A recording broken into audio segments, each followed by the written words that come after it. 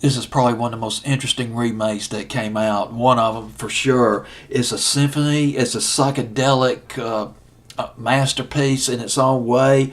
And it's The Letter, but it's not by the Box Tops. It's a remake by the Arbors, and it comes in at number 20 on WSGN's playlist the week of April the 11th, 1969. That's WSGN in Birmingham, April the 11th, 1969, the week. The Arbors. The Arbors, now here's a little bit of history on the Arbors. They're from Michigan, of course. They formed back in 1964. Two sets of brothers that got together. They were attending the University of Michigan, Ann Arbor.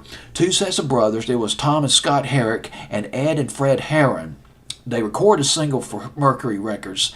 Well, they performed for a while in Michigan, and then they moved to New York. They recorded a song for Mercury Records, and it bombed. Then they came out with a song called Symphony for Susan, which went to number 51 in 1966. And then they came out with another song called Graduation Day, but it too didn't make the top 40. It got as high as number 59 in 1967. And then in 1968, they got a hold of The Letter, and man, I love the transitions. This is one very rich record. The Box Tops version was a great record, but very simplistic. But this is a little bit more complicated. It's definitely worth a listen. Two things about this record. The Arbors version of this record was recorded at the Record Plant Studio in New York City. It was recorded by a guy named Ray Sakala. He would produce and engineer records by Jimi Hendrix, Bon Jovi, David Bowie, John Lennon.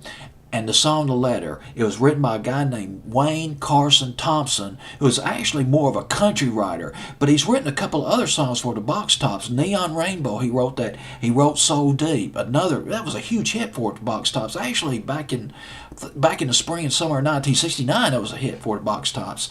Neon Rainbow was a pretty substantial hit.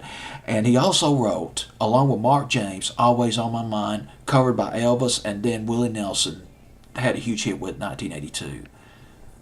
This is The Letter by the Arbors. Just check it out. Number 20 on WSGN's playlist from the week of April the 11th, 1969.